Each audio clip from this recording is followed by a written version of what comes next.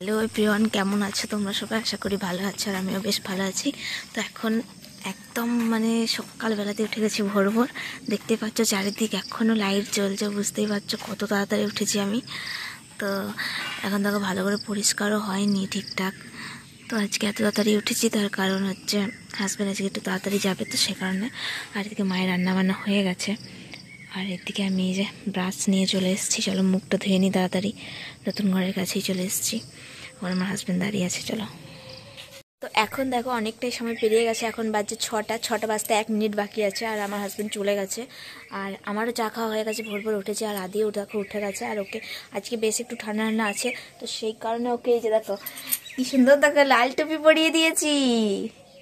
কি টুপি পরেছো তুমি? কি কালার? কি রং? কি রং? কি রং বলো? লাল লাল লাল। তো ওকে টুপি পরিয়েছি আর একটা গরম জামা পরিয়ে দিয়েছি, হালকা ঠান্ডাটা আছে তো সেই কারণে। আর আমিও দেখো একটা ফুলাতে জামা পরে নিয়েছি আমার হাজব্যান্ডের। তো যাই হোক, এখন অনেক কাজকর্ম বাকি আছে। চলো, আদিকে এই যে পড়তে বসিয়েছি, এখন পড়ছে। ওকে এখন ডিস্টার্ব করা যাবে না, ঘর পিড়েগুলো ঝেটাই, বিছানাটা যেমন হোক একটুখানি বাগিয়ে দিয়ে গেছে, তো বাকিটা বাগিয়ে নিই আমি।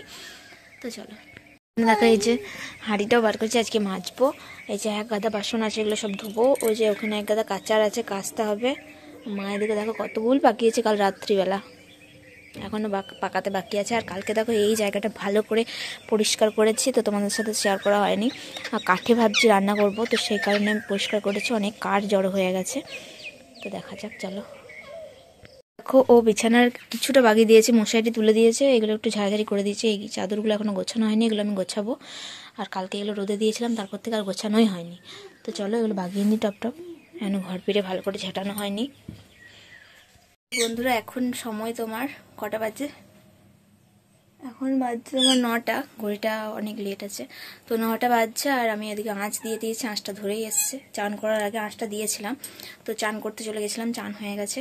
তো এরপরে চলো তোমাদেরকে দেখাই কি কি রান্না হবে আজকে। মা কতগুল পাকিয়েছে শুধু একবার দেখো, আর মাত্র 2 বস্তা আছে। তো মায়ের সব কাল সন্ধ্যেবেলায় তো পাকাচ্ছিলই, তারপরে এই যে দেখো আজকেও পাকিয়েছে ওইগুলো সব। আর এদিকে তোমার আঁচটা ধরে গেছে। এই জায়গাটা পরিষ্কার করতে আর সুন্দর করে নাতা দিতে কতটা সুন্দর লাগছে দেখো। নাতা দিতে আমি পারি না, সেই কারণে মাই দিয়ে দেয়, ওইটার জন্য মা আমাকে বলেও না। তো যাই হোক, এইদিকে দেখো আজকে যে রান্না হবে, আজকে আমাদের হাঁড়ি দেখো, ছোট্ট পাড়া হাঁড়ি, হাঁড়ি নয়, এটা ডেচকি। তো এই ডেচকিটাতেই রান্না হবে আজকে। জল রেডি করে নিয়েছি, হাঁড়িটা মেজে ঢুকিয়ে দিয়েছি, কারণ হাঁড়িতে আর রান্না করব না। তার একটাই কারণটা হচ্ছে যে কম কম চালে রান্না করব, 2 বেলা রান্না করব, কারণ হালকা হালকা শীত পড়ে গেছে, তো সেই কারণেই। আর এদিকে দেখো আলু ভাজা বুনিয়েছি, তার কারণ হচ্ছে আজকে ভিজে ভাত আছে, তো আলু ভাজা আমার মায়ের মতন বুনিয়ে নিয়েছে। এই যে কালকের ভিজে ভাত আছে, ওগুলোই খাবো। তো আর এইখানে দেখো কালকে বাবা চিকেন এনেছিল, তো চিকেনটাও আছে, তেল মাখিয়ে রেখেছিলাম, তবে অনেকক্ষণ বার করেছি সকালবেলাতে, তবে এখনও কিন্তু হয়নি, হালকা গলেছে, এই যে পুরোটা গলেনি এখনো। তো ভাত হতে করতে গলে যাবে। তো যাই হোক, চলো। আর হবে করলা ভাজা, এখানে মনে হয় করলা আছে, এই যে মায়ের শাড়িগুলো আছে এখানে, আমার এইখানে আছে আর কি। আর মাছগুলো দেখি কটা বেঁচে আছে, সবগুলোই বেঁচে আছে, আজকে আর মাছ করব না। তো ওখানে কাঁচারও আছে, অনেকগুলি কাচতে হবে। তো চলো আগে তরকারি পাতি কেটে নিই, উনানটা ভালো করে ধরুক, এই আগুনটা মরবে, তারপর চাপাবো, নাহলে জিনিসটা কালিয়ে একদম ভর্তি হয়ে যাবে। তো সে কারণে এখন চাপাবো না। তো চলো, অনেক রোদ্দুরও উঠে গেছে, আর আদি স্কুলেও চলে গেছে, ওকে খাইয়ে দিয়েছি। এখানে দেখো 4টে কুমড়ো ফুল, আজকে আমার হাজব্যান্ড এত তাড়াতাড়ি চলে গেছে যে কুমড়ো ফুলও তুলে নিই, খাওয়াও হয়নি, তবে ও না খেলে আর করাও হয় না, এগুলো পড়েই থাকবে। কড়াইয়ে তেল দিয়ে দিয়েছি, কড়াই চাপিয়ে দিয়েছি, আজকে আলুটা সাদা তেলে ভাজবো। আর এদিকে দেখো সব রেডি করে নিয়েছি, পেঁয়াজ আদা রসুন কেটে ধুয়ে নিয়েছি। আর এখানে এই যে করলাও কেটে একদম পেঁয়াজ দিয়ে সব দিয়ে ধুয়ে রেখে দিয়েছি। আর এখানে নিচে আছে আলু আর টমেটো। যাই হোক, এখানে আমার ভাত ফুটে অবস্থা,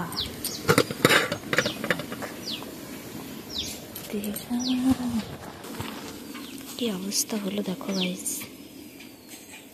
মার পড়ে।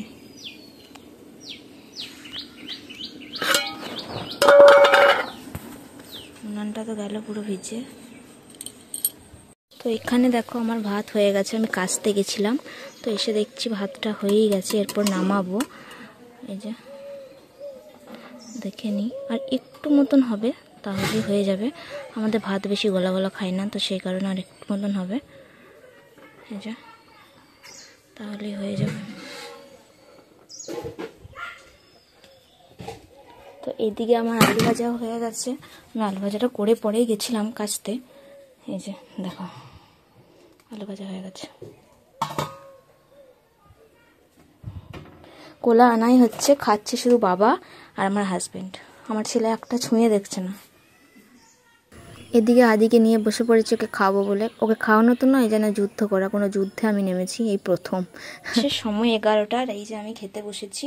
ভেবেছিলাম ভিজে ভাত খাবো, কিন্তু ভিজে ভাতগুলো একদম নষ্ট হয়ে গেছে, একদম লাল লাল করছিল, তো সেই কারণে ওটা গরুর ঘাটায় দিয়ে দিয়েছি।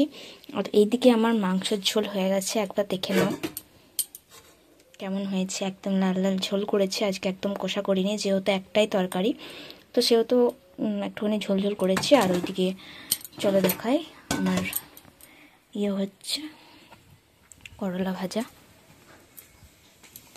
এই যে দেখো এখন হচ্ছে করলা ভাজা হোক। তো চলো আমি খেয়ে নিই দুটি, তারপর ঘর ফিরে গেলে ভালো করে ঝেঁটাবো। উনানে রান্না করছিলাম, তবে উনানে আঁচ একদম চলে গেছে। ভাত হলো, মাংস হলো, তো সেই কারণে আর আঁচ নেই, তো সেই কারণে আবার নিয়ে চলে এসেছি গ্যাসের মধ্যে। আর গ্যাসের মধ্যে আনার পর একটু হাই ফ্লেমে দিয়েছিলাম গ্যাসটা, তো তারপরে দেখো কড়াইটা পুরো ছাই হয়ে গেছে একদম।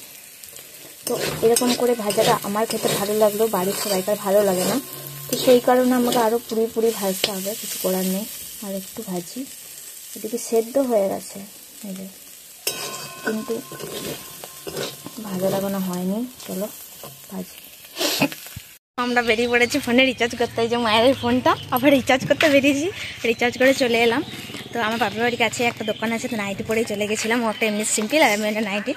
তো দেখা তো ফোনটা, তো ফোনটার অবস্থা দেখো, রিচার্জ করে পরে এই যে চলছেই না, কী করেছে কী করবো সেটাই ভাবছি। তো চলো দেখা যাক ফোনটা খুলতে পারি কিনা ঘর যাওয়ার আগে।